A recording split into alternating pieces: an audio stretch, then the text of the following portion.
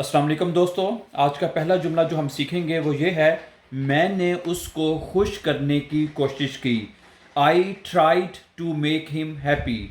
I tried to make him happy. मैंने उसको खुश करने की कोशिश की। अगला जुमला है, लेकिन वो खुश नहीं हो रहा है। But he is not getting happy. But he is not getting happy. अगला जुमला है, वो किसी बात पर बेचैन है। He is restless on something.